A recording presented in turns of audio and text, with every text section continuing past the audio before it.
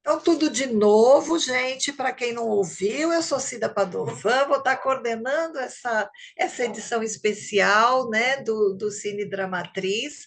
Quem já conhece sabe mais ou menos o modelão, então por isso eu estou dizendo que desta vez vai ser um pouco diferente. Nós vamos nos aquecer, né, e ter como provocador, né, o filme Palavras na Parede do Banheiro. E depois nós vamos abrir para uma roda de conversa com três convidadas, né? Eu vou começar com a prata da casa, né? Que é Giovanice Noblat, que é médica, psiquiatra, pela UFPB, pós-graduada na Universidade de Londres, porque ela é chique, psicodramatista, preceptora, né, da residência de psiquiatria da HUP. E é uma trabalhadora do SUS, né, no Hospital Barão de Lucena, que essa é nossa bandeira também, né? É assim, compondo também essa mesa, a gente tem a Silvia Cavalcante, que é assistente. O currículo delas são enormes. Eu vou resumir bem, tá? Para a gente não ficar aqui muito tempo.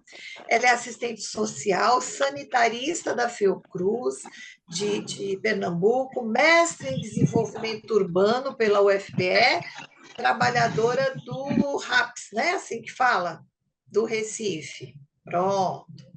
E a nossa terceira convidada é Maria Lúcia Simas. Ela é formada também em psicologia, atualmente é professora titular do Departamento de Psicologia da Universidade Federal de Pernambuco, é fundadora e pesquisadora responsável pelo Laboratório de Percepção Visual. Então, a gente tem gente graúde importante aqui hoje para a gente aproveitar, perguntar tudo o que quer saber, mas, assim, sendo provocado por este filme, que depois a gente vai perguntar quem assistiu, quem não assistiu, mas a gente sabe que aqui a gente faz um compactozinho, né? Então, todo mundo vai, pelo menos, saber mais ou menos do que se trata. É, Palavras na Parede do Banheiro, ele de verdade emerge como uma obra cinematográfica Adorei, notável, né? gente. Na questão de abordar a esquizofrenia com uma sensibilidade, gente, que transcende os estigmas sociais. Quem assistiu, acho que sentiu bem isso, né? O filme acaba mergulhando mesmo na complexidade, né, das relações familiares e sociais, afetadas pela doença, evidenciando o preconceito mesmo, né, arraigado, e as dificuldades que de fato permeiam o cotidiano desses protagonistas. O filme ele tem uma leveza, a gente não vai conseguir ver na ediçãozinha, mas ele tem até uma coisa bem humorada, né? Trata de uma forma bem humorada um assunto que é bem sério e a gente vai estar aqui vivendo isso a partir deste momento. A gente vai passar um compiladozinho e após o compilado a gente já abre para a mesa, né? E as palestrantes terão 5 minutinhos aí cada uma para se apresentar da forma como elas acharem melhor e dar luz nos aspectos que elas acham importante. E a partir daí, a gente vai recebendo as perguntas. Vocês podem, né? Pensamos em várias possibilidades. Levantar a mãozinha aí, né? Das reações. Levanta a mãozinha e ok, eu vou estar aqui vendo e vamos chamar a pergunta, ou escrevam no chat, que aí eu e Denilda vamos estar aqui orquestrando isso, porque às vezes tem muita pergunta parecida, igual, né? E vocês podem direcionar a pergunta. Ah, quero perguntar para a doutora Giovanice Noblar. Não, quero perguntar para a Maria Luísa, quero perguntar para a Silvia. Então, ou para as três, vocês podem ter esse esse desejo. E aí a gente vai tentando organizar aqui. Olá, é impactante, né? De fato. E agora, então, a gente aquecidos, né? Quem não assistiu, eu sei que está doido para acabar aqui, correr lá e assistir, né? Ou vão assistir no final de semana, porque depois daqui hoje, tenho certeza que quem não assistiu vai correr para assistir. É um filme que vale a pena realmente ser assistido. Agora, então, a gente vai abrir para a mesa. Claro, eu vou pedir para quem puder, de fato, abrir as câmeras, né, para que também as palestrantes possam ver quem está perguntando. E aí, Gilvanice, Silvia e Maria Lúcia vão estar à nossa disposição agora. Eu vou pedir para Maria Lúcia começar a se apresentar, ter um tempinho para falar, depois Silvia e depois Gil. Tudo bem?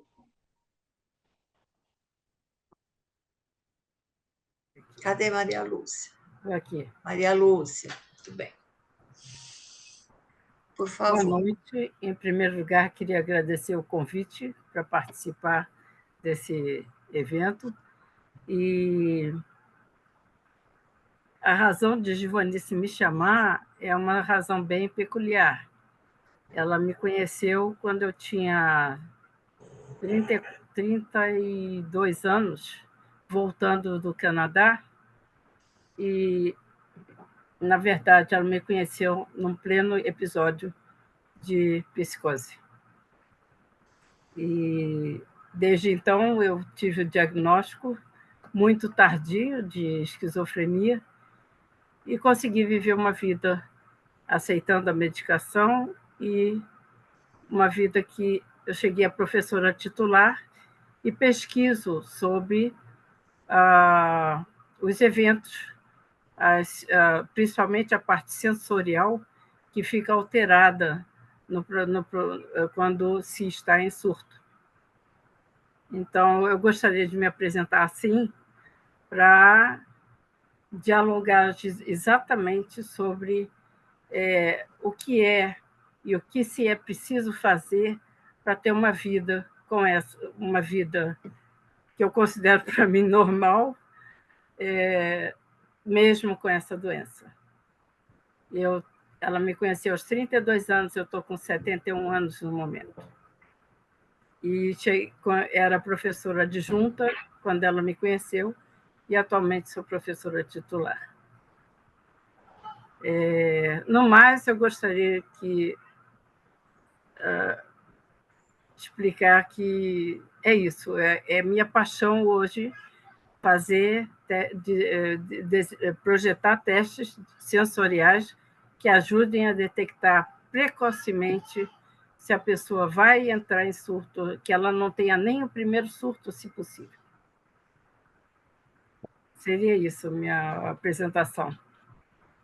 Ok, obrigado, Maria Lúcia. E Silvia Cavalcante. Olá, boa noite. Eu sou Silvia, sou assistente social, trabalho na rede de atenção psicossocial, trabalho num CAPS de transtorno mental, um CAPS que funciona 24 horas e que foi implantado em 2004. Então, já tenho 20 anos, né, nesse trabalho como assistente social lá no CAPS. E conheço o Gil exatamente desse momento, porque ela também fez parte dessa equipe do CAPS que eu trabalho, e aí a gente foi estreitando mais esses laços, as parcerias, sempre em busca do cuidado, né, que é uma coisa que a gente preza demais, e a gente faz isso no SUS, que também é um lugar que a gente também tem muitas lutas, mas que também nos dá muitas alegrias. E grande prazer estar aqui junto com vocês, conhecer Maria Lúcia, porque, como eu disse antes, Gil fala muito dela, e que bom que a gente está juntas agora para a gente conversar um pouco, né, sobre o filme e sobre outras questões que também permeiam o que o filme traz para a gente. Obrigada. Obrigada, Silvia. Doutora Givanice? Digo que estava passando barulho aqui, gente. Só minha filha derrubar. Meu nome é Gilvanice, eu sou Gil, eu sou psiquiatra. E eu tinha pensado em fazer uma apresentação para dizer o que é que eu faço, como é que foi esse filme.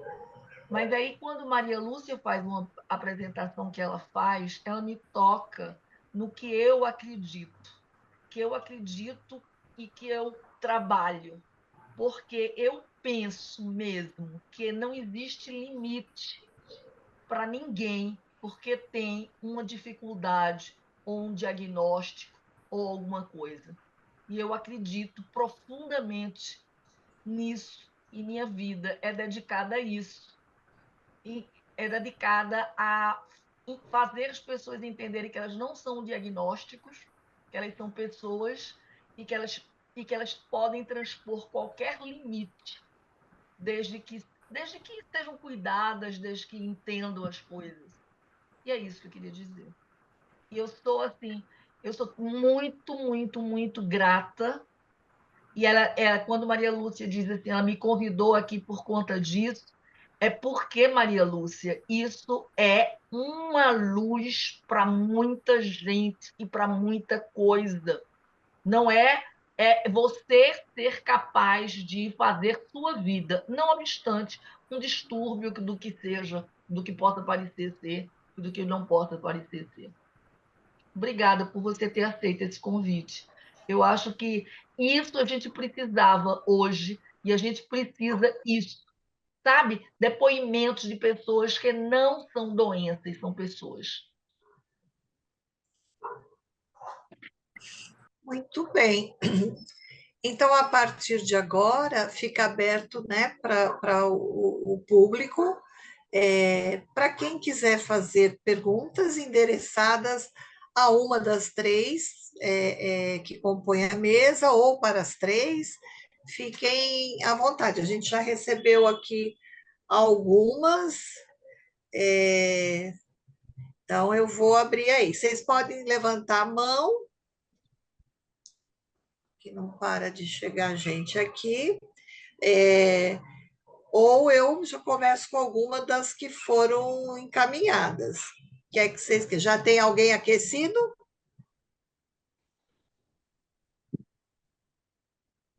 Um de cada vez. Vocês estão falando tudo junto, eu não escuto. Alguém gostaria de fazer, encaminhar alguma pergunta para nossas palestrantes? Carla Maciel. Oi, Carla, bem-vinda. Olá, boa noite. É uma mesa linda, né? Maria Lúcia também é Carla, né? Eu também sou psiquiatra da rede, né? Como Silvinha, que trabalha na rede também. Também trabalho no CAPES 3 aqui em Recife. E já tinha ouvido muito falar em Maria Lúcia, né? Gil e Silvinha são queridas, né? Amigas, pessoas que eu admiro demais. E Maria Lúcia, acredito que é professora da UFPE, né, Maria Lúcia? Acho que já ouvi falar muito de você por o Edna também, que é da psicologia, é uma pessoa querida. E ela já tinha me falado sobre a tua experiência, né, como pesquisadora e trazendo muito essa questão das vivências de percepção, que são realmente muito curiosas, né, na experiência da psicose. Assim, tenho visto pessoas que compartilham uma certa percepção de distorção que não chega nem a ser alguma coisa do campo de uma vivência produtiva do ponto de vista alucinatório, mas assim, sensação de ver buracos, de ver imagens distorcidas, né? E aí trazer muito, e é o que aparece muito no filme, né? Ele forma ali imagens muito certinhas nas alucinações visuais, que a gente sabe que não é exatamente assim, mas eu queria te ouvir muito sobre isso, né? Eu ouvi a mesa em relação à experiência com essa especificidade da alteração do senso-percepção.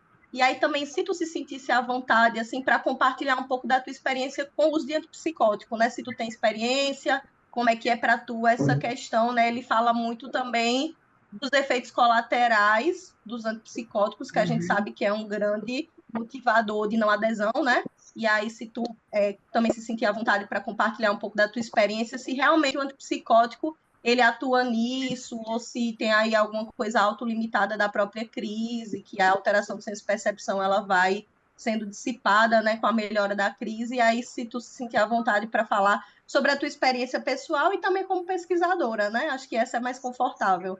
Mas aí queria agradecer, o filme é maravilhoso, assim, traz muitas reflexões e acho que é interessante por ser uma pessoa jovem, né, se deparando com a psicose. É diferente da tua experiência, mas acho que a maioria da experiência é essa, né, de pessoas jovens acometidas por sintomas Você, psicóticos. ok, Carlinha, você está direcionando mais para Maria Luísa nesse momento, né? É Porque isso? assim, Maria para ela, Lúcia. Maria Lu, Desculpa, Maria Lúcia. não, eu estou direcionando para ela no sentido de que ela pesquisa Sim. especificamente isso, mas acredito que tanto Silvinha quanto Gil também podem ter Tá. experiências Mas vamos sobre. começar com ela, então, né, para a Tá. gente deixar a Obrigada, dinâmica Cida. aqui, tá bom, querida? Tá. Maria Luz. Eu fui ver se estava com o microfone aberto. Muito obrigado pela pergunta. Na verdade, passa milhões de coisas na minha cabeça para responder. Tá? A primeira delas, eu estava explicando outro dia para a Gilvanice, eu não considero alucinação, o conceito que se tem de alucinação é um conceito da pessoa ver coisas. E, na verdade, inclusive, tem tido artigos que a retina da pessoa com esquizofrenia é diferente e não está processando a imagem tão bem quanto a maioria das pessoas. Isso está sendo uma pesquisa de ponta, tem aprontado dificuldades na retina, certo? Agora, para mim, eu estava falando, eu sinto o que seria alucinação e delírio é como se a pessoa entrasse num estado de sonho nesse estado ela está andando e se comunicando com as pessoas. Só que ela está sonhando acordada. E nesse sonho acordado, ela vê coisas de sonho, típicas de sonho, e ela interage aqui e ali com a realidade. Essa é a minha percepção, e eu acho que é verdadeiro para a maioria das pessoas que têm esquizofrenia, e é uma dificuldade de definir, para essas pessoas não têm o discernimento em termos de percepção para saber definir nesses termos que eu estou definindo. Mas é como se fosse um estado de consciência em que você está sonhando, mas acordado e interagindo esporadicamente com o ambiente que você está no momento. E aí é uma situação bem peculiar, porque da mesma forma que você põe um evento, um barulho, um som dentro do seu sonho quando você está dormindo, você vai e cria uma ficção, porque é um sonho, e alimenta com as pessoas, com a interação que você tem com as pessoas e com o ambiente. E realmente fica uma situação muito insustentável para a cabeça. Eu, sim, quando Gilvanice me conheceu, foi no dia seguinte de uma noite que eu achei que eu não ia sobreviver. Eu estava com meu filho de 1 ano e 2 meses, amamentando, provavelmente com uma otite que eu não sabia, ele não parava de chorar, eu precisava dormir desesperadamente. Chamei uma pessoa que eu não conhecia às 10 horas, que eu mal conhecia, às 10 horas da noite na minha casa, para ter certeza que eu sobrevivi aquela noite. E essa pessoa teve o discernimento de chamar a Gilvanice para me atender. De lá para cá, eu levei... para encurtar. De lá para cá, eu levei 10 anos para ter o diagnóstico dito de esquizofrenia. E quando comecei a tomar o medicamento, eu tive uma vida. Muito bem.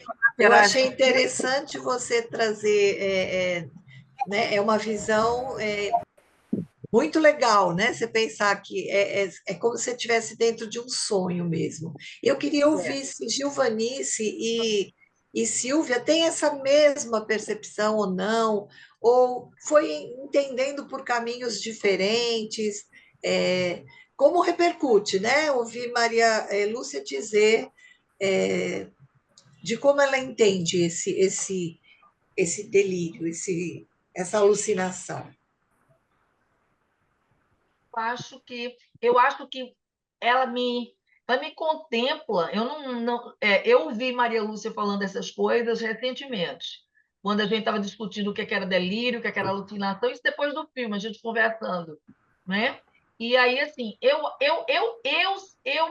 acho que é uma representação extremamente interessante essa, de que você vive isto, certo? Eu acho isso me qualifica a entender melhor do que achar que é apenas um pensamento, sabe? Me qualifica, me traz mais a experiência em si.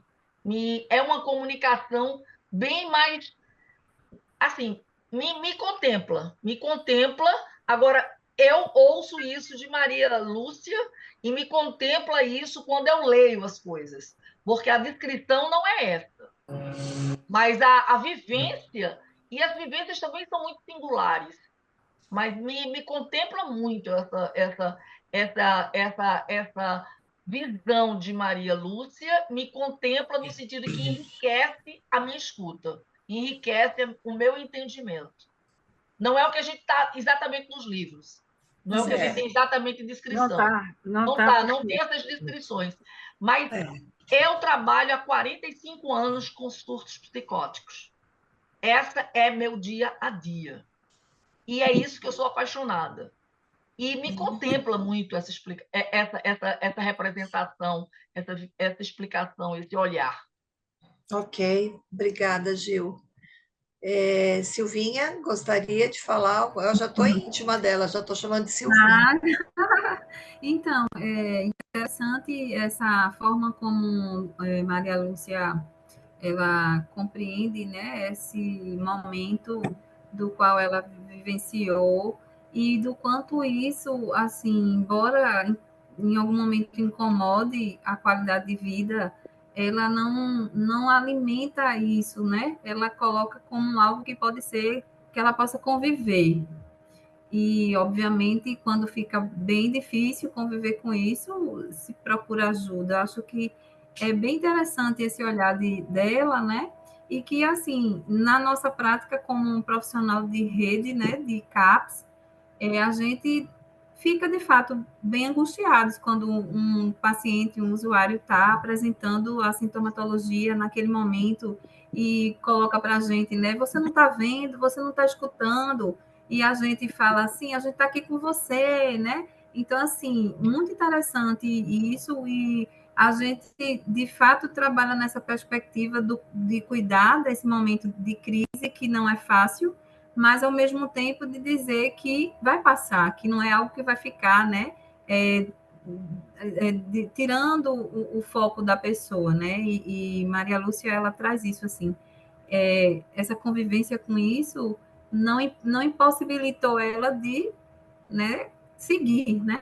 Acho que isso é bem interessante. E isso traz também algumas cenas lá do garoto, né, do adolescente, quando ele fala que quando ele cozinha, ele não sente, não escuta as vozes, não vê as coisas que inquieta ele, né, que ele sente o maior prazer na questão de cozinhar, né? Ele tanto que ele conseguiu o diploma, né? Aquela cena no final, assim, eu achei bem importante, bem interessante.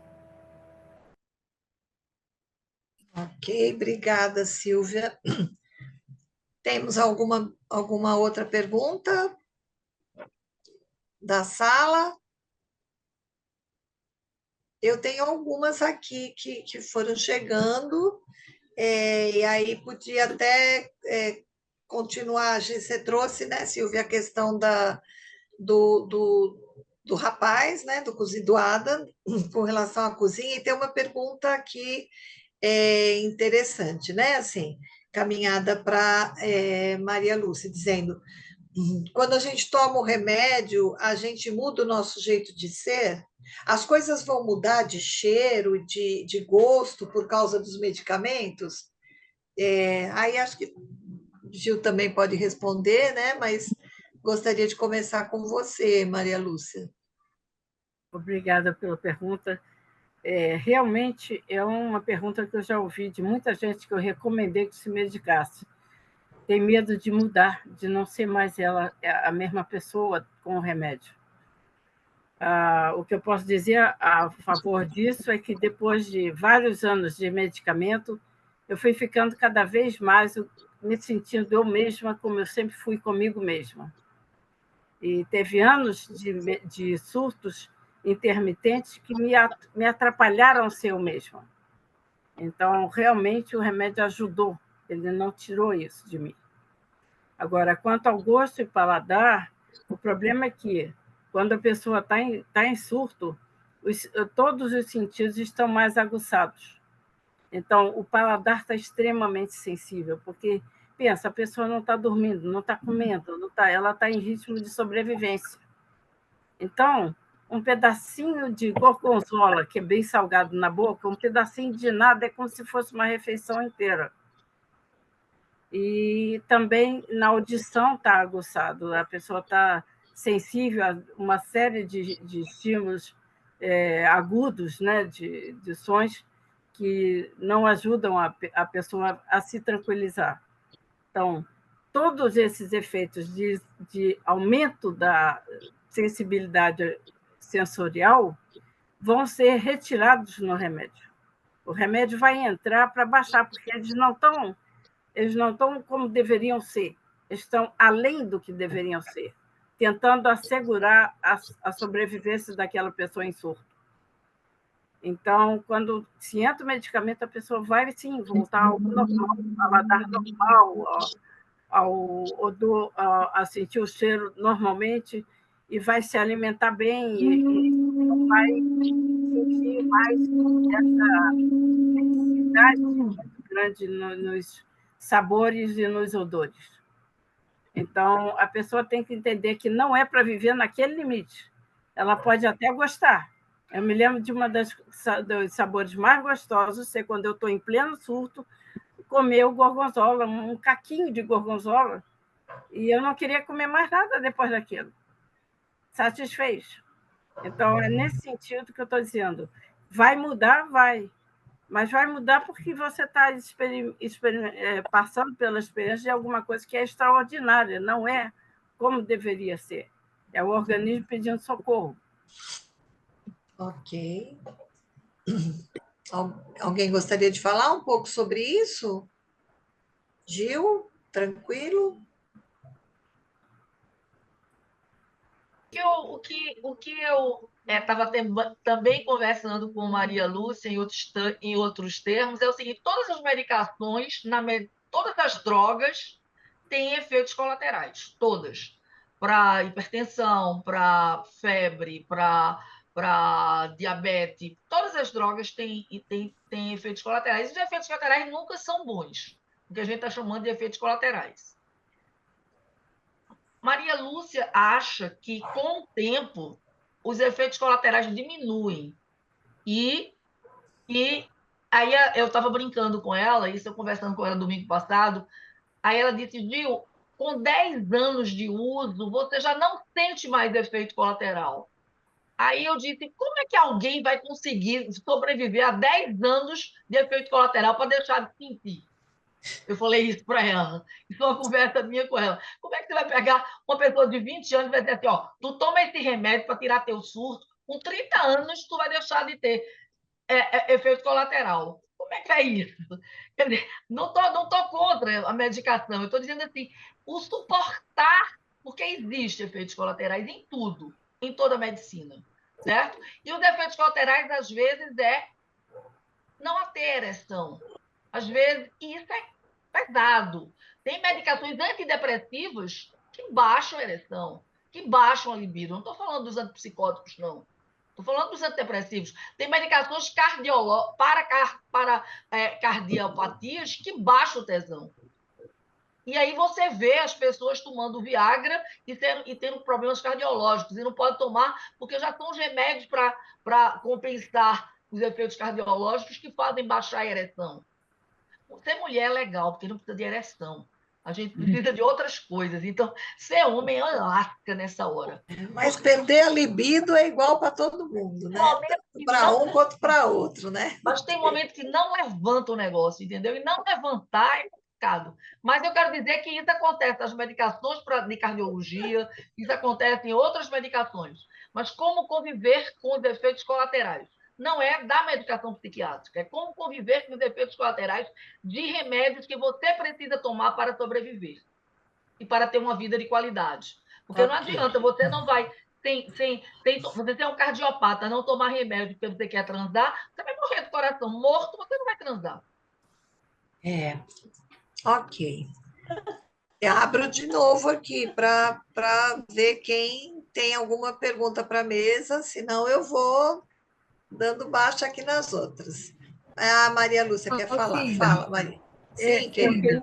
Eu queria só comentar que as primeiras semanas, os primeiros 2 meses, 3 meses, efeitos colaterais podem ser bem pesados. E se a pessoa sobreviver, no sentido de quiser enfrentar isso para melhorar a vida dela ao longo prazo, hoje em dia se entra com medicamentos em menores dosagens do que aos 32 anos eu entrei. Na verdade, quando eu precisei de ajuda foi em 1985. Se entrava com uma dose muito alta do medicamento. Hoje em dia se entra com doses menores. Uhum. Eu quero dizer que o efeito colateral ele diminui, sim, a gente se habitua a eles.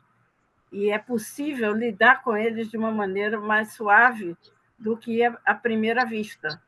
Então, o primeiro contato com o remédio é desagradável, sim, mas a médio e longo prazo, a gente não vai se importar mais com eles. A qualidade de vida que você, né, acaba adquirindo faz ficar Quando eu falei 10 suportável, anos, né? eu falei 10 anos, porque 10 anos eu senti como se eu não tivesse doença nenhuma mais. Entendi. Como se aquilo fosse minha vida normal.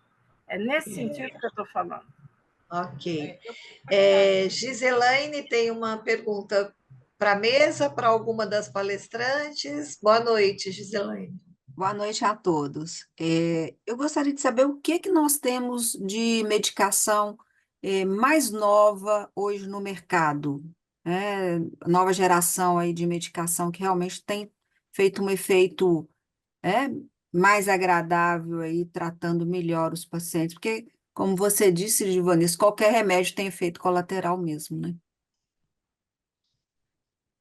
Eu acho que quem mais sabe das coisas ainda é Maria Lúcia aqui, certo? Desculpa aí, não é? Eu sou psiquiatra, ela é psicóloga, mas ela também. Ela é a pesquisadora, né, ela é Gi? pesquisadora. Eu digo que Maria Lúcia sabe as coisas e a gente dialoga, inclusive com relação à medicação, com relação à dosagem e tudo. Essa parceria e esse meu ouvir não é levantar a bola dela, não, é reconhecimento. Ela sabe muito mais. Ela me traz muitas coisas. Fala aí, Maria Lúcia. Em termos de medicamento, existem medicamentos mais novos que não chegam no país nunca. Eu não sei quão bons eles são. Mas eu também tive a experiência com Ziprexa. O primeiro foi trifluoperazine, na época, em 85. Giovanni era um remédio novo na época e me ajudou muito. Mas o que eu queria comentar é que, de todos eles antipsicóticos, o que eu mais gostei foi um remédio que é muito caro e ninguém vende genérico dele, que é a ziprasidona. A ziprasidona é um remédio que ele me deu muita regularidade no meu viver, nos meus horários. De todos os remédios que eu tomei, foi o que mais me deu regularidade. Só que teve um problema que o governo pensou em fazer genérico no Brasil e a empresa Pfizer. A Pfizer foi. Era Pfizer e era o Geodon. Era Pfizer e o Geodon. Mas a Pfizer tirou do mercado. Eu fiquei desesperada comprando remédio por 6 meses. Eu comprei quando a farmácia parou de dar o remédio, farmácia especial. pagava R$ 1.000 por mês para comprar o remédio. E mesmo assim foi tirado do mercado. Aí eu passei para o aripiprazol. Quando eu digo que efeito colateral é difícil no início, é difícil. Eu passei praticamente uma semana sem conseguir dormir.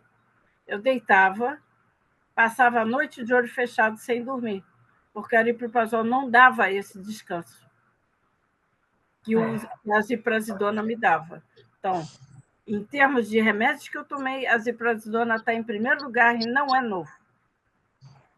Deixou de ser Aripiprazol trazido para o Brasil. tá bom. Fala de novo. Ok. Fala, Gil, que falou junto, não deu para ouvir. Desculpa. Assim, Maria Lúcia está falando do ziprasidona que só era vendido com o nome de Geodon Sim. da Pfizer. E que, de fato, a Pfizer tirou. Tem coisas que são tiradas do mercado porque eles não podem subir mais o preço, ou porque existe a guerra das indústrias farmacêuticas, e aí aconteceu isso, certo? E realmente eu posso dizer que as pessoas que foram medicadas com Geodon na época que eu prescrevi, e que a gente está falando isso de 90 a 2000, 1990, a década de 90, não é? Eu tomei 16 anos, ziprasidona, 16 anos eu tomei. Há 16 anos que parou, não é, Maria Lúcia? Não, eu digo, durante 16 anos eu tomei. Sim, eu estou dizendo assim, mas eu acho que desde 2020 que a gente não tem no você mercado. poderia dizer, ou você concorda com ela, que esse é o medicamento mais novo, mais... E uma grande parte de meus pacientes tomavam e não tinham efeitos colaterais. Ok, mas esse não existe mais. Mas atualmente, o que você considera de ser o mais novo, mais moderno? No mercado brasileiro é o aripiprazol. É o mais novo, é o aripiprazol, Maria Lúcia.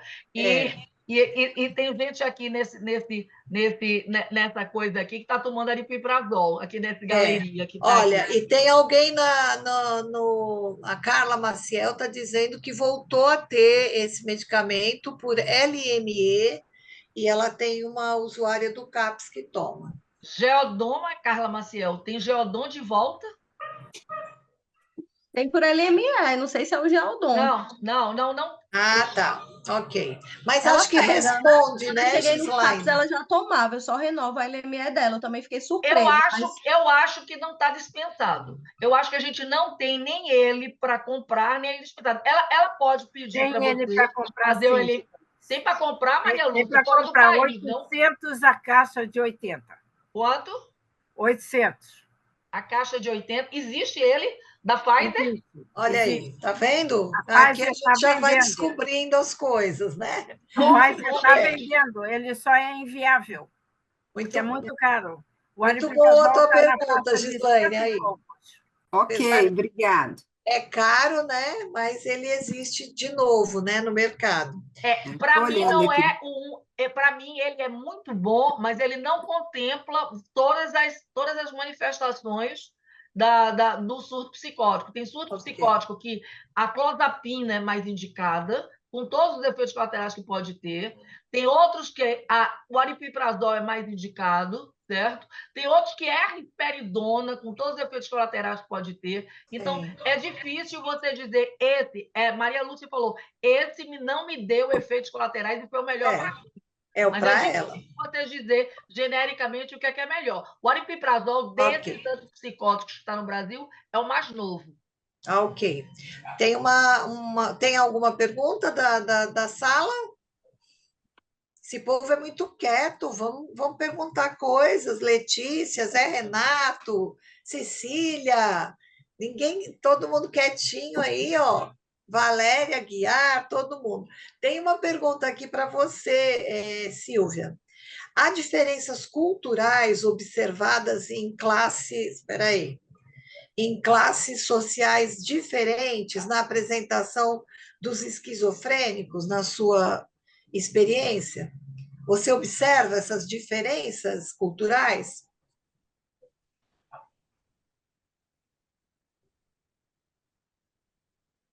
Silvia? Congelou a bichinha, está congelada. Acho que a Silvia está congelada. Acho que está mesmo, né? Eu acho que essa pergunta aí era se Vamos dar para. a patoplastia, a forma como aparece a doença, se ela varia entre as camadas sociais, entre as culturas É diferentes. isso, essa é a pergunta que era para ela. Como ela está Mas ela responde depois, que é no para ela. CAPS, né? Deixa eu só É. aceitar aqui uma pessoa aqui, peraí. Enilda me deixou, aí eu tenho que aceitar as pessoas, ver o chat e coordenar aqui. Alguma pergunta? Ah lá, Silvinha voltou. Eu só queria. É porque caiu e voltou. Aí eu estou nessa administrando aqui, mas vai dar certo. Ah, Então, é muito interessante essa questão dos efeitos colaterais, porque assim, a gente trabalha na perspectiva da autonomia, né, do usuário, da usuária, que ela possa levar uma vida assim, o mais ela possível, né, sem incomodar o dia a dia dessa pessoa. Mas eu acho muito interessante quando os usuários trazem as dificuldades com esses efeitos colaterais e eles próprios sugerem, né? Por que não coloca tal medicação? Eu acho que fui melhor com esse, fui pior com aquele. Acho isso bem legal, porque de alguma forma a gente fala tanto, né, que a autonomia tem que ser também em relação ao que eu vou tomar. É importante eles poderem opinar, obviamente tendo um maior conhecimento, né, do que aquela medicação causa e avaliar o que é que assim faz uma progressão ou atrapalha o teu bem-estar, né? Então, eu acho bem interessante isso. Quando a gente conversa isso em reunião de equipe, o Gil fala muito assim que muitas de nós a gente sugere algumas medicações sem nós sermos psiquiatras, né? Porque a gente troca muito os saberes e nessa relação de cuidado a gente consegue entender que tal medicação para aquela pessoa não é a ideal, que seria melhor aquela outra, quando o próprio usuária traz isso para a gente também. Isso é bem isso. interessante. Eu gosto muito quando existe uma gestão autônoma, né? Que a gente trabalha É. também nessa perspectiva. É que a gente, né, Silvia, ou o assistente social, ou psicólogo, tal, a gente às vezes acaba vendo mais o paciente do que o próprio psiquiatra. Então, a gente tem essa reclamação, essa voz que ele vai trazendo os incômodos, tal. Aí eu acho bem legal quando a gente tem essa parceria e pode ter, né, um diálogo com o psiquiatra e que o psiquiatra acate, ouça, fica junto com a gente no cuidado, né? Eu acho isso fantástico. Acho que esse é o grande diferencial. A gente tem uma pergunta. A Série estava muito quietinha, eu já estava estranhando, mas ela chegou. Vamos lá, Série. Boa noite, pessoal. Estou gostando de estar aqui, acho que estou aprendendo bastante. O filme eu achei muito bom, interessante. Vi com a família, foi até um momento interessante de final de noite de Dia das Mães, Olha aí. porque tanto o marido como a filha se interessaram, né? Sobre a questão aqui, eu vejo que a Maria Lúcia é uma autoridade maior aqui do assunto, e que eu aqui, na condição de psicoterapeuta, psicóloga, e que venho nas últimas jornadas aí dos últimos 15, 20 anos, um pouco afastada da psicoterapia bipessoal, enfim, trilhando outros caminhos, né?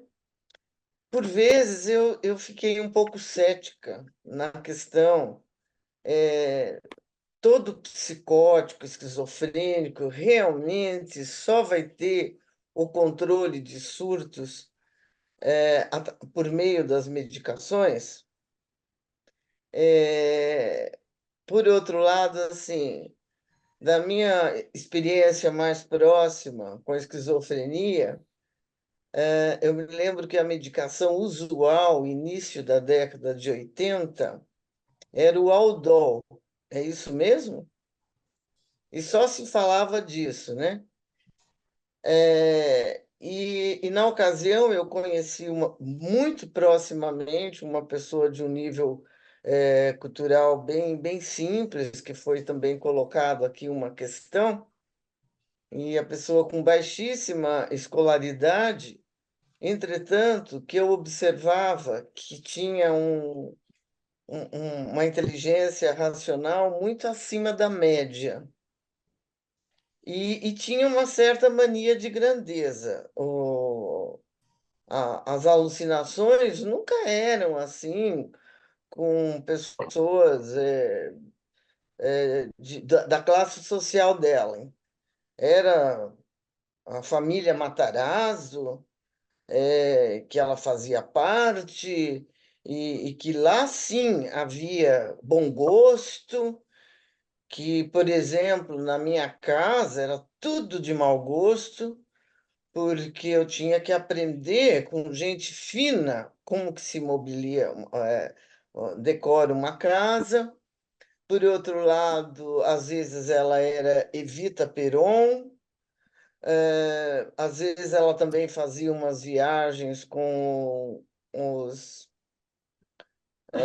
com cantores, enfim, e o psiquiatra só tinha um meio de controlá-la nessas alucinações com Aldol. Enfim, tive contato com essa pessoa por muitos e muitos anos, e, por incrível que pareça, ela só deixou de ter alucinação já depois dos 60 anos, quando teve um aneurisma e uma intervenção muito bem sucedida no HC, e só lá na UTI ainda ela falou, eu cheguei a visitá-la, ela disse, sabe quem acabou de sair daqui? Eu falei, quem? Ela disse, o Pedro Álvares Cabral. Eu falei, é? Ela falou, é. Eu falei, que legal. E você está bem? Tô. E aí, assim, do que eu tive contato, foi assim a última vez que ela confundiu mesmo a fantasia com a realidade e ficou nessa questão. E parou de tomar as medicações e não teve mais surtos. Então, daí vem naquele outro meu lado de querer questionar um pouco, será que tudo é só controlável com medicação? Por outro lado, eu conheço um jovem que também, hoje, ele é inteligentíssimo, está desenvolvendo um trabalho na universidade pública inteligentíssimo, mas passou por períodos prolongados de surtos. E deu muito trabalho, e só a medicação trouxe um alento para a família poder se despreocupar com a ameaça que ele tinha à própria segurança, né? E ele está bem, está integrado na vida, porém com medicação que daí eu já não sei o nome, que agora é moderna. E aí a tua pergunta, na verdade, é assim, Então, é só com medicação ou tem algum outro caminho? então, aí assim, só para concluir, porque também em algum lugar do passado, a minha irmã mais velha, que hoje está ao lado do Altíssimo, mas ela teve alguns episódios muito pontuais de estar ansiosa, preocupada, 4 filhos e tal, e ela chegou ao longo da vida dela de adulta, entre 40 sei lá, 55 anos, uns 3 surtos, aonde viu coisas na parede, aonde falou, e não chegou a fazer nem psicoterapia, nem uso de medicação controlada. E ela teve uma imersão muito grande nas ações sociais dela e na questão religiosa também, da Igreja Católica, se tornou uma ministra da Igreja Católica, e não soubemos mais de nenhum episódio dela, dessa cisão de fantasia e realidade, né? Então, assim, se tem esses 3 casos, para, assim, no caso, eu fiquei impressionada com a autoridade de Maria Lúcia. Ela disse, não, a medicação fez toda a diferença. Depois de 10 anos, eu me considero uma pessoa totalmente integrada e sem doença. Não só não me diagnostico, não me reconheço por meio da doença, como o rapaz fala lá no filme, eu não sou a doença, eu tenho uma doença, como ela se sente totalmente, entre aspas, né, normal, mas continua fazendo uso da medicação. Então, eu fiz uma salada mista, mas no sentido de provocar a mesa de palavras mistas, palavras que queiram vir, falas que queiram vir a partir dessas minhas colocações. Gratidão se fui muito longa. Sorry. Obrigada, Séries. Só vou fazer uma pergunta antes de passar para a mesa. Cecília e Zé Renato, é algo parecido ou não? Totalmente diferente? Podemos aguardar um pouquinho. Não, não é tão parecido. Mas tudo que está sendo dito está me contemplando, mas seria outra coisa. Tá, então vamos aguardar só um pouquinho. Se a mesa puder responder, né, de uma forma também sucinta, para a gente conseguir contemplar todo mundo. Vamos. Ela, na verdade, está dizendo, é só mesmo com medicamento, Maria Lúcia, Givanice, Silvinha, ou outros caminhos também estão levando a isso que ela está chamando de viver bem, ou cura, ou sei lá. Posso falar? Pode sim, querida. Na minha opinião, sim, a razão da pessoa, o cérebro da pessoa está doente. Ele não raciocina. E precisa estar. O medicamento traz uma situação em que a pessoa volta a conseguir ter um diálogo, evoluir e enfocar a realidade de novo.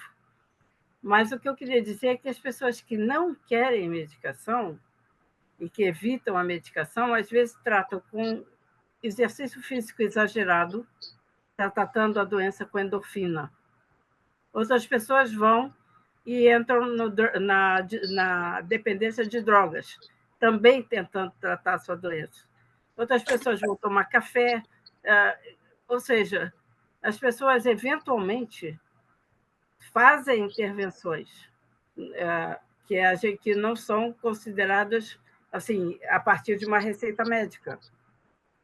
Mas, por exemplo, o caso de uma pessoa que fez curso lá, estava fazendo mestrado lá na universidade, era contra a medicação, o filho que tinha esquizofrenia fazia 4 horas de exercício por dia para não tomar remédio. Outras pessoas fumam. Por exemplo, desculpa. Tudo bem, pode. Alguém que estava com o som aberto. Tá, era só para dizer, os pacientes, a maioria dos pacientes com quem a gente tem feito experimentos, que sofrem de esquizofrenia, são extremamente dependentes de tabaco. Eu mesma nunca fumei, não desconheço isso. Mas a quantidade de dependentes, de pessoas que têm esquizofrenia, que dependem do tabaco, que usam o tabaco de uma maneira exacerbada, está sendo motivo de investigação se a nicotina tem algum efeito sobre a esquizofrenia. Certo? Então, são exemplos de que a pessoa, de um jeito ou de outro, ou pela religião, ou pela Umbanda, ou pelo espiritismo, ou de alguma forma tenta se encaixar com o jeito que ela é, de uma aceitação social do jeito que ela é. E aí, nesse sentido. Obrigado, Maria Lúcia. Eu queria um negocinho para dizer daí.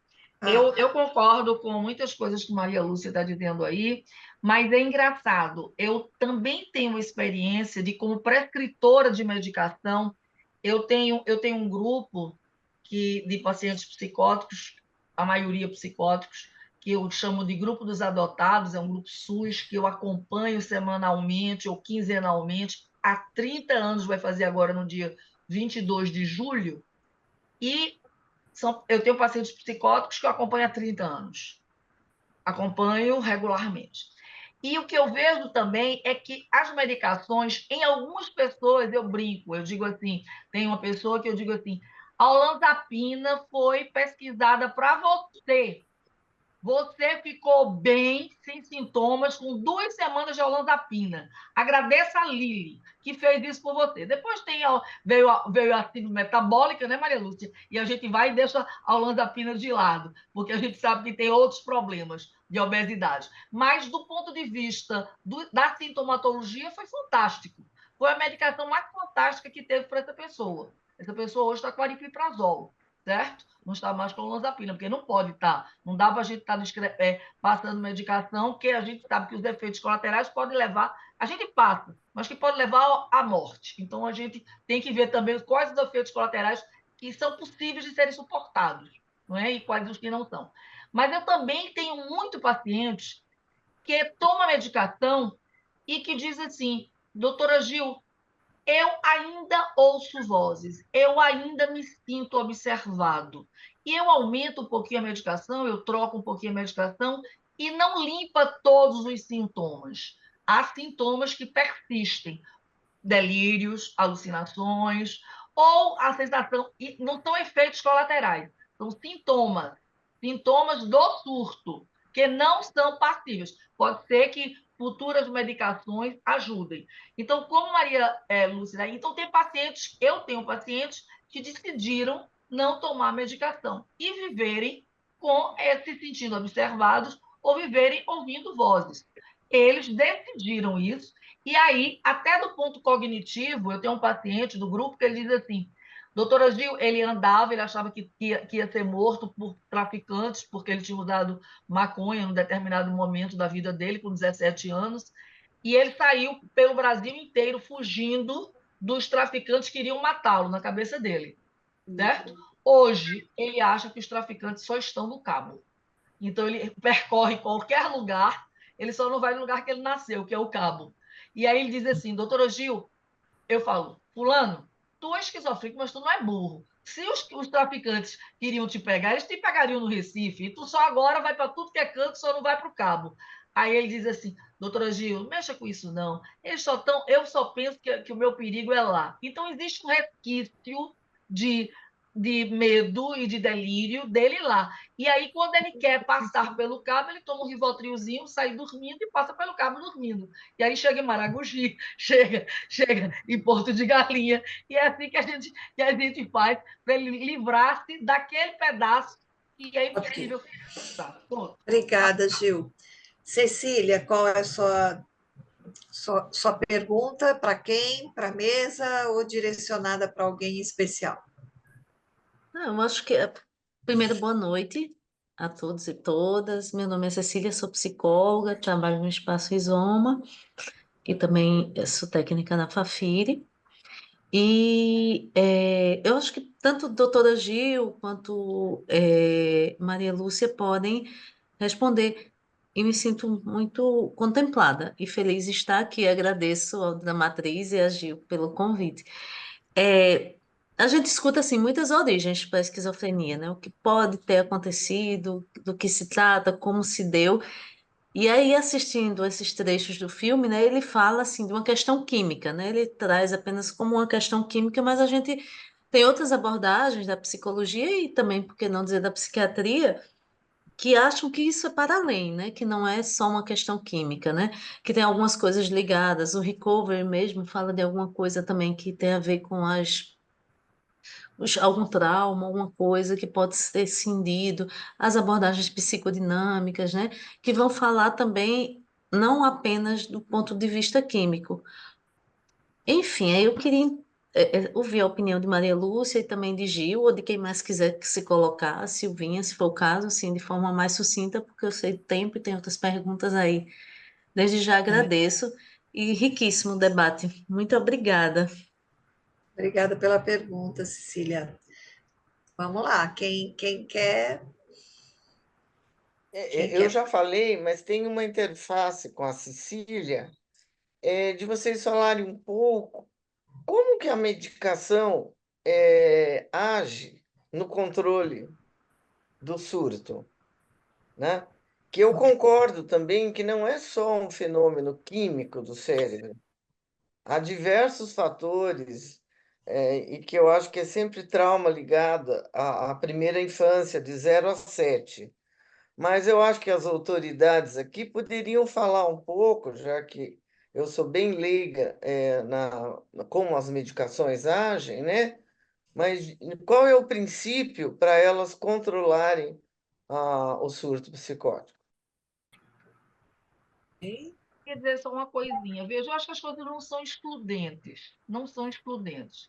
Imagine que alguém nasce com uma propensão para diabetes. Alguém nasce com uma propensão genética para uma cardiopatia, para umas doenças. Então, eu acredito que há fatores genéticos na base da esquizofrenia, certo? Agora, o que é que a gente viu concretamente? A gente pega 2 gêmeos univitelinos e a gente tira ele dos lugares. A gente já viu que uns vão desenvolver um quadro psicótico e o outro não vai desenvolver. Então, há fatores ambientais, nutricionais, existenciais, sociais, que vão interferir na possibilidade de você expressar ou não algo, e isso é com relação a diabetes também. Você pega uma pessoa diabética, univitelino, bota lá um ambiente que vai ter uma alimentação adequada, um rigor, e o outro que vai só comer chocolate. Chocolate não, mas só vai fazer uma alimentação. Então, eu quero dizer que não são excludentes. Agora, o que eu penso que pode responder adequadamente é o seguinte: eu acho que há uma condição biológica, de alguma forma, que favorece isto, é uma condição multifatorial, e eu acho que os traumas que a gente vê tanto na leitura da gente, da psicodinâmica, e a gente que trabalha com os lados psicodinâmicos, eu acho que os traumas, eles acontecem também, porque o que é traumatizado? O que é traumatizado é aquilo que eu não represento, que eu não consigo representar, que foi recalcado e que eu não consegui representar. Então, eu acho que há um comprometimento, como Maria Lúcia falou, da retina de pessoas esquizofrênicas. Há um comprometimento que as pessoas não conseguem representar algumas coisas traumáticas.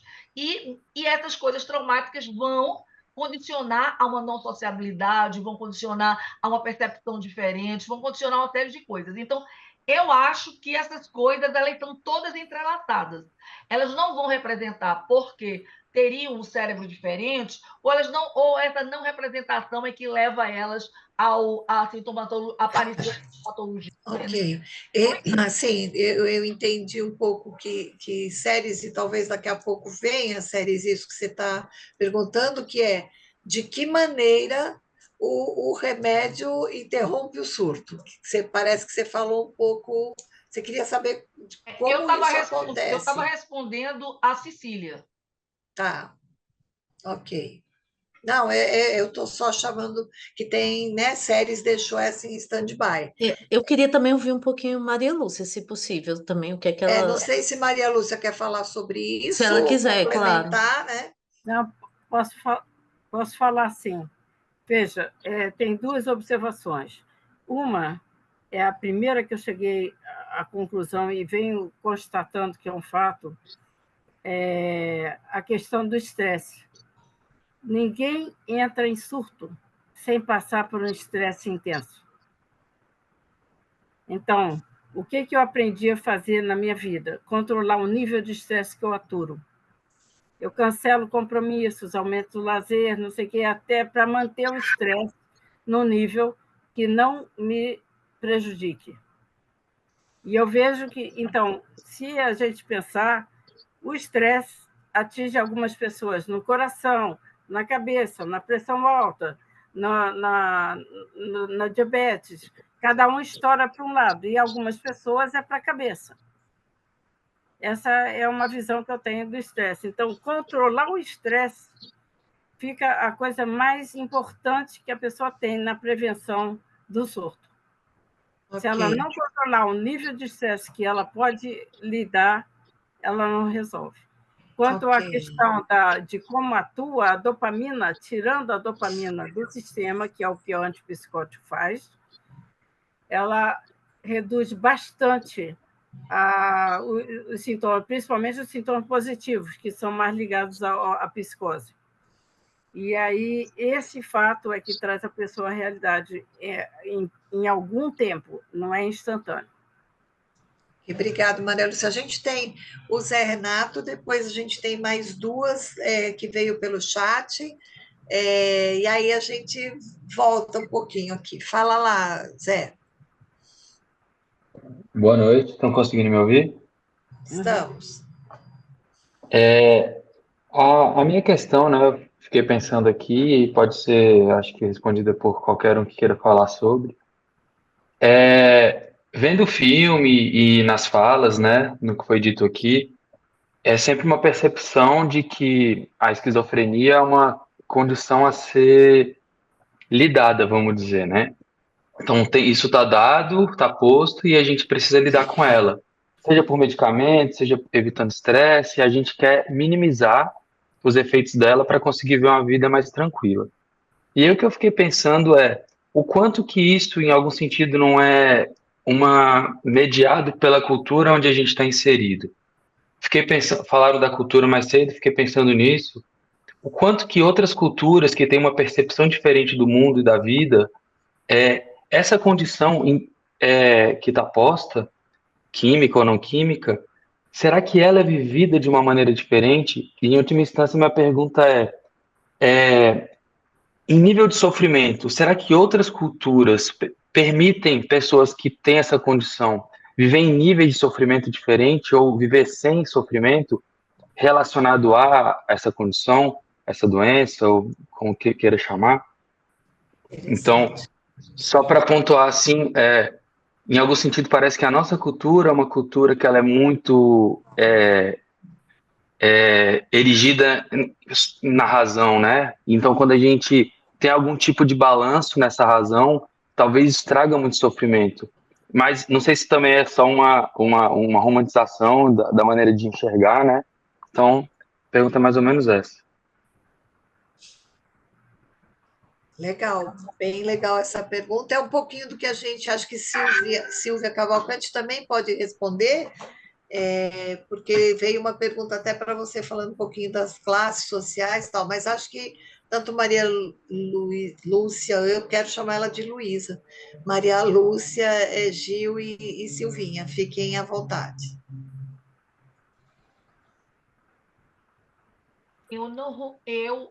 Na minha experiência clínica, e é com a cultura brasileira, com a cultura ocidental e tudo mais, eu fico pensando que há algumas vivências, Zé, que são muito dolorosas e elas perpassam todas as culturas. Uma vivência persecutória, uma vivência de ouvir vozes que mandam você se matar.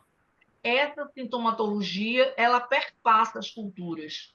Como é que, num ambiente oriental, como é que no ambiente indígena, como é que no ambiente zen, indivíduo, eu poderia ser mais aceito, eu poderia ser mais acolhido, mas a vivência é pessoal, persecutória, de audições de vozes te mandando te matar. Essa sensação é uma sensação extremamente desesperadora.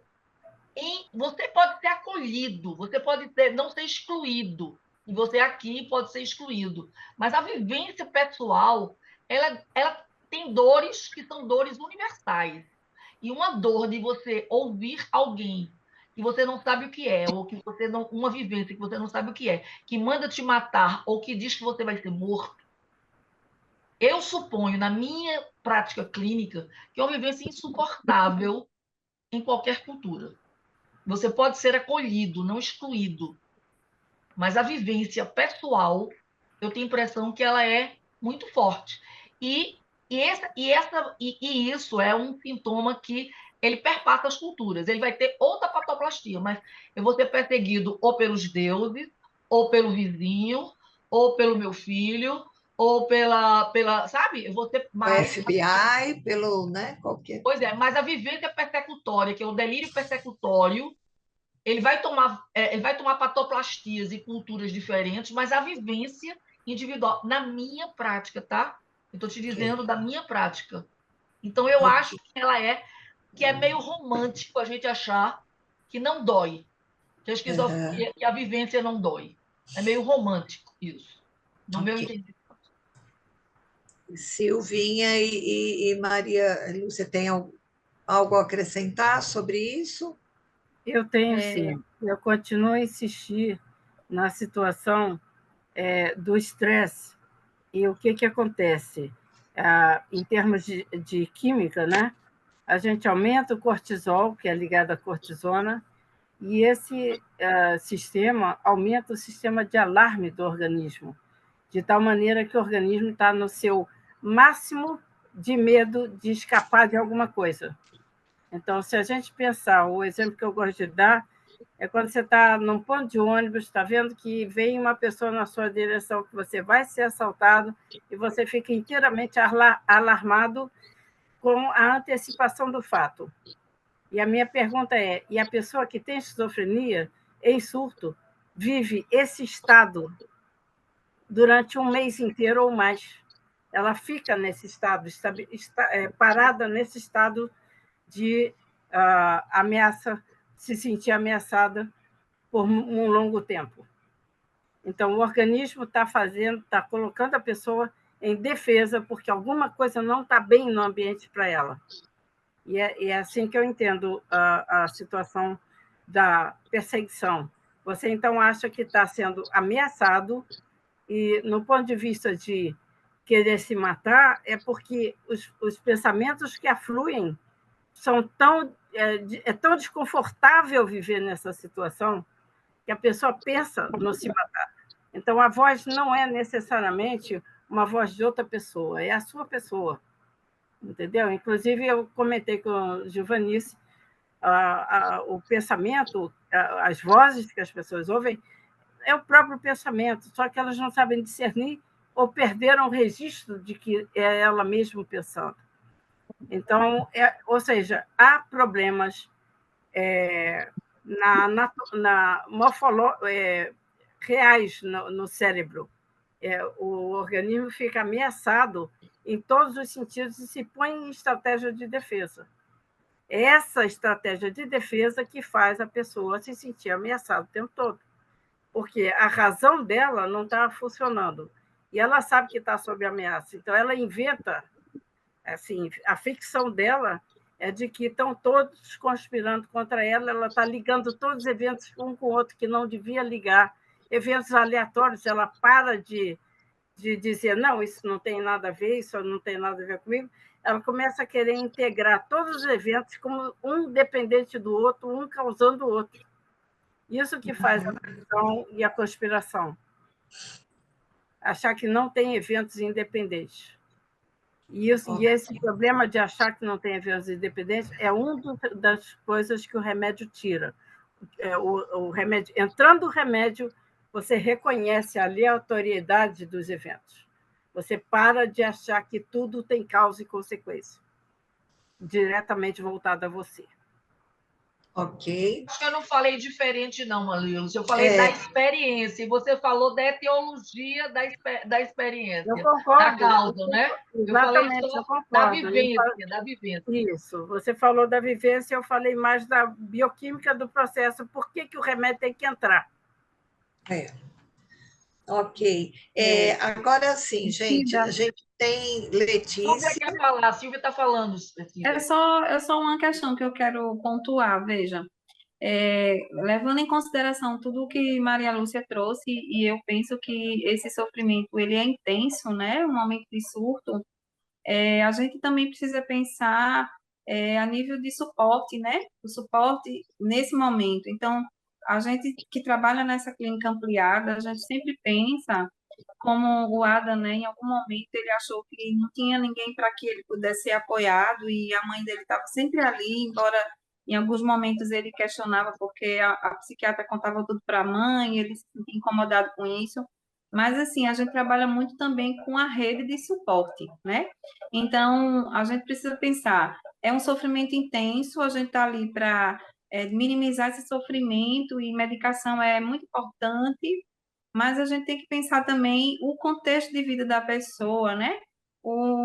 A questão dos determinantes sociais que têm interferência, né? Nesse alto nível de estresse, como ela traz, porque a gente vive numa sociedade que a desigualdade social ela é intensa.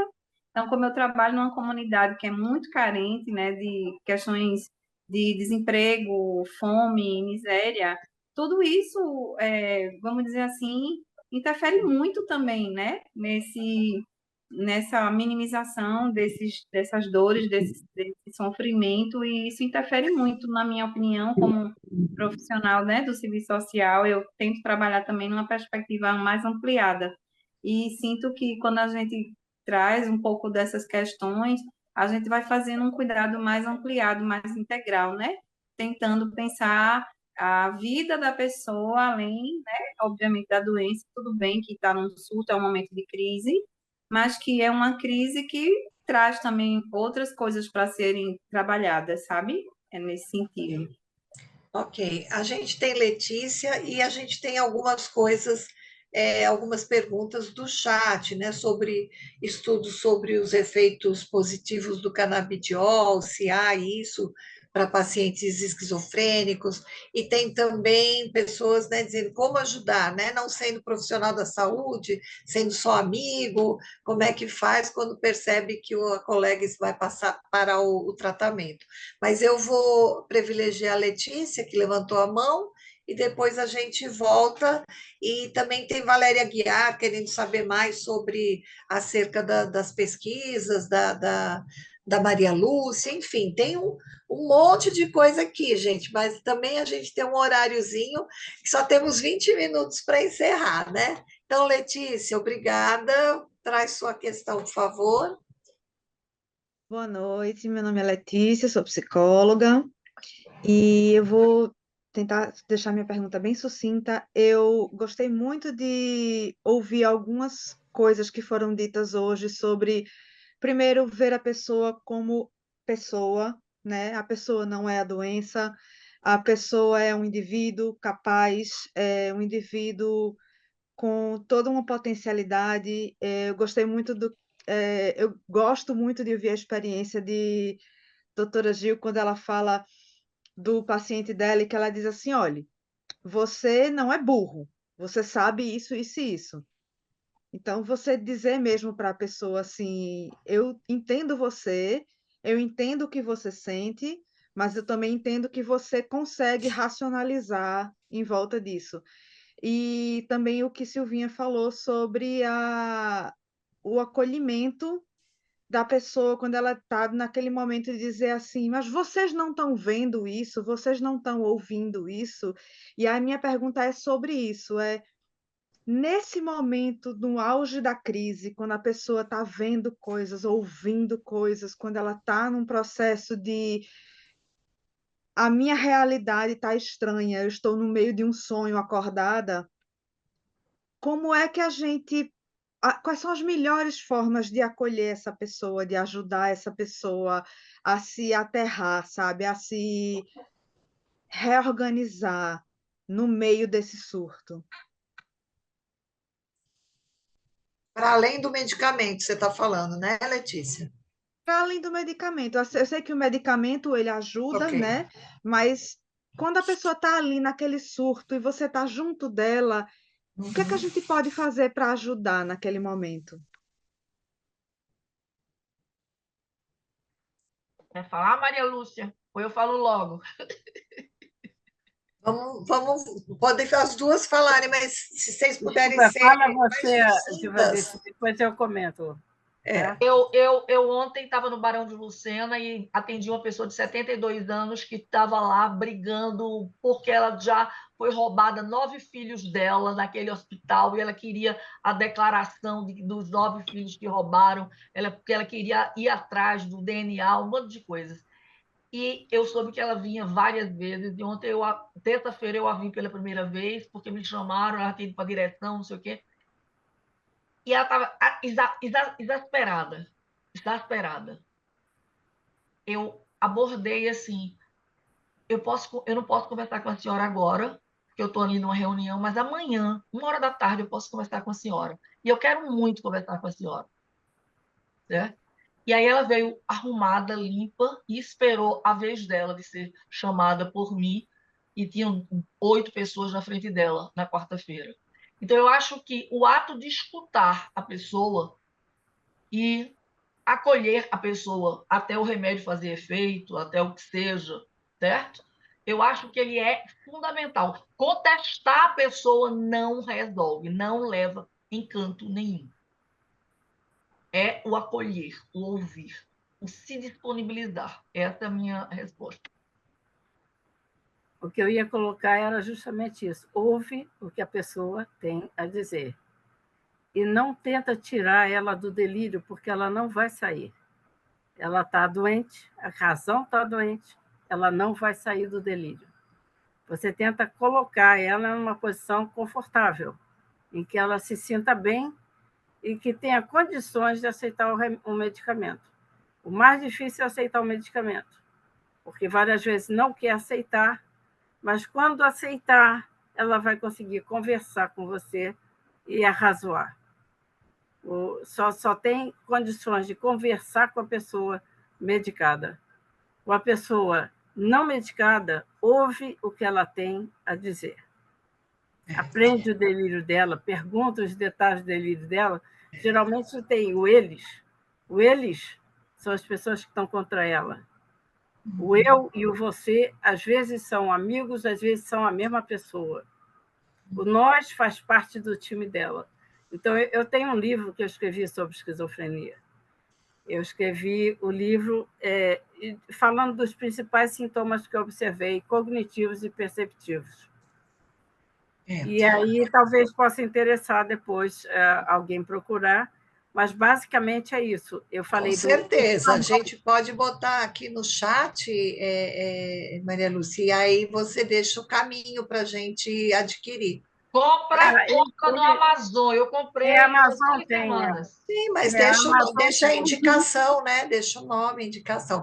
Eu acho interessante, Maria Lúcia, quero dizer que nós, psicodramatistas, a gente também tem uma forma de abordar o surto muito parecido com isso, né? A gente acolhe ele, né? Entendendo que ele é um material primoroso, né? Que ele é um material é a janela para esse inconsciente. E realmente o surto é dele, todos os personagens são ele, né? Então, a gente trata. Tem gente vazando aqui o som. É o sonho acordado. E acolher, seja ele um surto, como alguém falou, um surto que eu me acho linda, ou a poderosa, ou alguém querendo me matar, realmente dar crédito a isso. Não é romantizar, não, mas é você dar crédito, ouvir essa história, porque essa história é uma janelinha para o inconsciente. Nós, psicólogos, estamos o tempo todo querendo ir atrás do inconsciente, não é? Do paciente para estar junto, resolver isso, aquilo. E o surto é uma grande oportunidade. Né? Se ele não gerasse tanto sofrimento para o sujeito, né? Seria fantástico, mas a gente às vezes precisa medicar para que ele possa suportar, né? E aí a gente trabalhando. Fala séries. Tem Valéria que quer falar também. Valéria colocou que ela gostaria de escutar acerca da pesquisa dela. Ela não levou, ela botou lá no site. Aí ela quer, eu acho que esse livro, Valéria Aguiar, vai nos dar isso, né? Porque eu duvido que ela possa conseguir falar da pesquisa dela em 10 minutos, né? 12 minutos. Então, mas eu deixei por último a pergunta da Valéria, porque entendi que seria o fechamento um pouco da nossa mesa. E ainda tem o Gui querendo saber sobre o canabidiol, se há alguma pesquisa também sobre o uso de canabidiol para aliviar sintomas da esquizofrenia. Séries, vamos lá, querida. Bom, eu fui me aquecendo aqui aos poucos, porque como o filme eu vi lá no domingo, né? Daí eu lembrei, nossa, eu atendi muitos anos um cliente psicodramaticamente, de novo, não sou nada negacionista, tá, gente? Mas ele não tomou a medicação e eu fiquei naquela dúvida, porque eu também estava naquele período me mergulhando na psicologia transpessoal. Então, por vezes ele disse: eu me lembro de uma outra vida, essa espada que decora a parede, às vezes ela sai da parede e me diz coisas, e aí a gente fez vários jogos, o que que a espada dizia, o que ele respondia. Bom, o fato é que a pessoa não surtou a ponto de prejudicar toda uma vida ativa que teve e tem até hoje, e não fez uso de medicação. E eu me lembro até que, na ocasião, eu fazia um cosmodrama com Pierre Weil, e eu perguntei para ele como que eu posso discriminar um surto psicótico de uma real possibilidade de um contato com uma outra dimensão transpessoal. Aí ele me respondeu: você ainda não está preparada para trabalhar com isso. E aí hoje me veio isso também. Uhum. Ok. São as várias camadas, né, gente? Várias camadas aqui. Eles estão pedindo para colocar referência no chat, não sei se você consegue, Maria Lúcia, pelo menos o nome do livro, se você falar também, tudo bem, a gente anota aqui, não precisa pôr no chat. E eu gostaria de se alguma de vocês tem esse saber, e se existem estudos sobre os efeitos positivos ou não do canabidiol em pacientes com esquizofrenia, porque está muito na voga aí a coisa do canabidiol, e aí o Gui está perguntando isso. Alguém já encontrou na Amazon Esquizofrenia, seus fenômenos perceptivos e cognitivos na primeira pessoa. É o livro dela. Veja, eu ia comentar isso. O canabidiol, não sei. O que eu sei é que se está constatando que adolescentes que fumam correm o risco de desenvolver, que fumam maconha, correm o risco de desenvolver psicose. Não o adulto, mas na adolescência, 13 anos, 14 anos, por aí. Ou até 13 ou 14 anos. Isso está cada vez mais documentado. E eu tenho 2 sobrinhos que realmente não podem fumar maconha. A única vez que fumaram, 1, 2 vezes que fumaram, entraram em surto. Então, realmente, agora não é o THC, não é o canabidiol. Então, exato. Eu não sei dizer o efeito do canabidiol, eu não sei dizer. Eu só sei dizer a constatação de que a maconha na adolescência pode ser um gatilho para a psicose. Silvia Cavalcante, você tem, na tua experiência com a tua população de trabalho, você tem alguma coisa sobre isso? Veja, na realidade, não, sabe? Mas, assim, o que a Maria Lúcia trouxe agora, isso a gente já, nos acolhimentos, já começa a identificar mesmo, sabe? Porque a gente faz toda uma anamnese, né, da história, mas, assim, é algo para a gente começar, de fato, a estudar melhor. Obrigada, Silvinha. Carla Maciel pode falar muito sobre Cadê isso. Carla? Cadê Carla? Prescritora. Ela foi embora ou ela está aí? Ela foi embora. Aqui, só não vou conseguir ligar a câmera. Tudo bem. Aí, fale do canabidiol. Fala que a gente te ouve. Ela é uma estudiosa desse assunto. Já tem alguns estudos, né, sobre o uso do canabidiol, com a possibilidade dele ser um neuroprotetor, né, entendendo que a via endocannabinoide, ela tem uma relação com a manutenção da homeostase, né, em diversos aspectos, na relação com a inflamação, com a dor, né, tem mostrado aí alguns efeitos nas doenças autoimunes, mas o que se sabe é que o THC é uma substância perturbadora, né? Então, o que teria de mais arriscado seria o THC em altas concentrações, e aí, quando Maria Lúcia traz, né, do uso da maconha fumada, principalmente no contexto do Nordeste, são maconhas muito ricas em THC. Então, o uso do THC em altas concentrações, ele tem aí uma relação com essas alterações perceptivas, né, principalmente, e conteúdos mais persecutórios, delirantes, né, e a predisposição genética, né, porque como Maria Lúcia trouxe, né, algumas pessoas elas vão ser mais sensíveis ao uso da maconha fumada. Outros estudos, né, como ela trouxe, tem essa tradição muito da psiquiatria de falar que a maconha causa, né, teria aí uma relação meio que causal com a psicose. Isso não é verdade, né, porque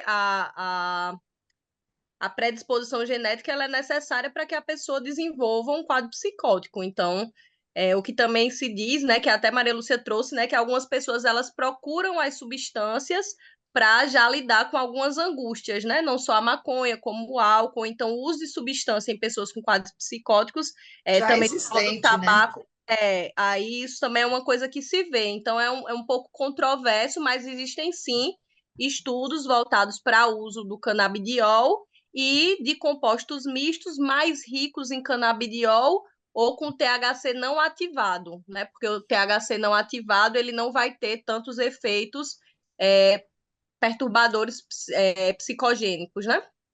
Então, já existem estudos, né? Tanto para esquizofrenia quanto para transtorno bipolar, mas nada conclusivo a ponto de dizermos que podemos ter potenciais terapêuticos com evidências, né? Mas tem alguns estudos. Eu posso até, depois, se alguém tiver interesse, colocar, né? Mais em relação ao canabidiol. Se você tiver alguma indicação, pode colocar no chat, que aí a gente coloca aqui. Muito bem. Obrigada, Carla. Por nada. Obrigada também. Muito bem. Bom, gente, infelizmente nosso tempinho, ó, são 9h26 e eu queria uma palavrinha final de cada uma das nossas palestrantes, né, aqui, e depois a gente encerra, né? Eu queria Gil, Silvinha e Maria Lúcia, que vocês pudessem trazer alguma consideração aí final, o que vocês queiram falar, o que queiram, a sala é de vocês. Então, eu gostaria de fazer um comentário que eu acho que ajuda e pode ser comunicado. Eu faço isso para os estudantes que me procuram também. A pessoa, quando está entrando em estresse, qualquer um, não precisa ter esquizofrenia, começa a ficar muito irritada com barulhos, determinados sons. A minha pesquisa vai nessa direção. Então, eu identifiquei sons que são potencialmente irritantes ou que a pessoa que causa desconforto, e se a pessoa está muito sensível a esses sons, ela tem que ficar alerta. Então, eu diria que, como a quem está ouvindo, prestar atenção no seu dia a dia, se estiver muito estressado, dependendo da faixa etária, tem que tomar cuidado. E se o som estiver incomodando, pensa no seu estresse. Está estressado, tem que melhorar o estilo de vida em algum aspecto. Seria só uma recomendação. Para fechar, seria a minha recomendação principal. Muito obrigada. Principalmente adolescentes e jovens adultos. Nós já, senhorinhas, com mais de 60, já estamos mais livres disso, não? Não necessariamente. Meu pai teve um surto aos 95. Então, não estamos totalmente. O certo, na minha opinião, continua sendo isso. quer dizer, certo, está aparecendo na pesquisa que o som é o primeiro alarme do organismo. Está irritado com o som é o primeiro alarme. Olha aí. E no coma, o som é o que vai por último. É o que vai por último. A gente perde a conexão visual, a gente perde uma série de coisas quando vai diminuindo a consciência, e o som é o que a gente perde por último, sabe? Então, realmente, o som tem uma caracterização no cérebro extremamente importante.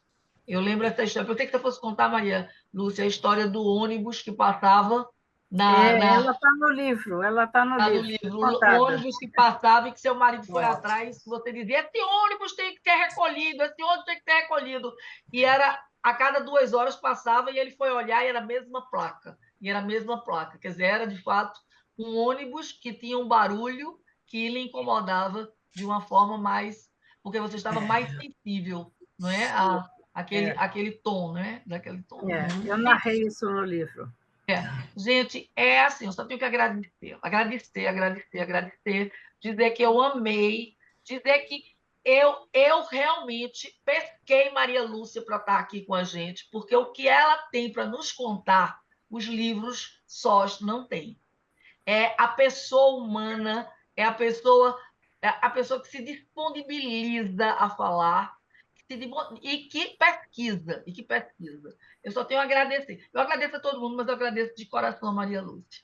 Obrigada, querida, Obrigada pelo convite. por ter vindo para cá. Silvinha? Então, assim, eu também, né, estou nessa mesma perspectiva de Gil, agradecer esse momento de tanta troca, né, potente, e uma coisas bem reflexivas que dá para a gente ter uma outra conversa em outro momento. E, assim, dizer que, assim, a aposta que a gente faz, né, no cuidado em saúde mental passa pelo respeito, né, passa pela singularidade, passa pela questão de não, a doença ela existe, mas existe uma pessoa, né? Acho que isso é muito importante nesse contexto e em várias falas de Maria Lúcia ela traz isso. E assim, é isso que eu acredito também, por isso que eu ainda trabalho nessa área da saúde mental, porque eu acredito, né, nesse potencial das pessoas que têm transtornos mentais e que conseguem viver a vida, e temos vários exemplos, né, de pessoas que estão vivendo a vida direitinho, assim, conseguem ter qualidade de vida e vivem os sofrimentos que a gente vive também, né, numa sociedade capitalista, racista e assim vai.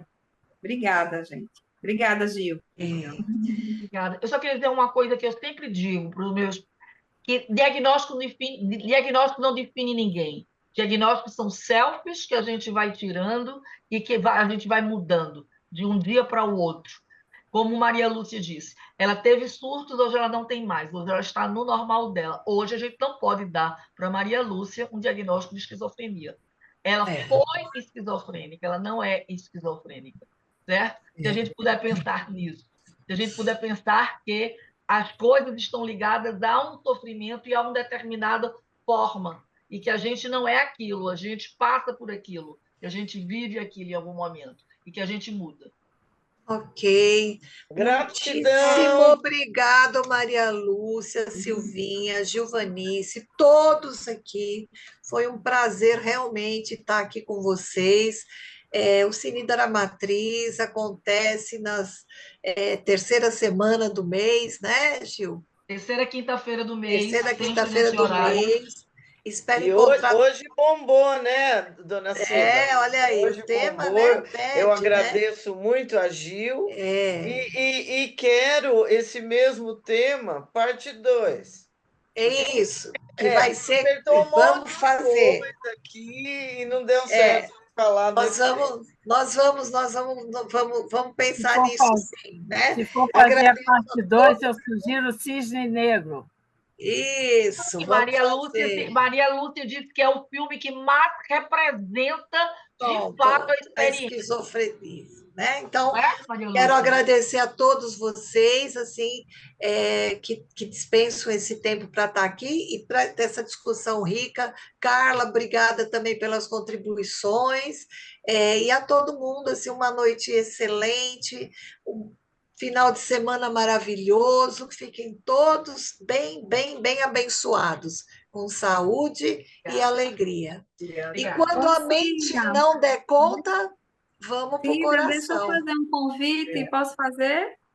Fazer Quer um fazer um convite. convite? Faça, Oh, Silvinha. é assim, a gente está na Semana da Luta, né, antimanicomial, e amanhã a gente vai ter um passeato nas ruas, e a concentração é a partir das 13 horas, lá no Parque 13 de Maio, certo? Pronto. E Para vamos todo mundo que circular, é do Recife, isso, no Recife, circular pelas cidades e parar na frente da governadora do estado, para a gente colocar as muito pautas da saúde mental, tá bom? legal. Obrigada, Silvinha. Compareçam, hein? Um beijo no coração. Tirou foto, Cida? Hã? A gente Acho tirou que alguma Denilda foto? tirou, Denilda tirou. Eu não consigo, né, Giovanni? Se ver o chat, conversar, tirar foto aí, eu não dou Não, conta tudo disso. bem, não dá para tirar todo mundo. Mas aqui a gente gosta Mas de ela registrar. tirou sim. Certo, Eu estou deixando agora de gravar, tá ok, meu povo? Um beijo grande para Beijo! vocês.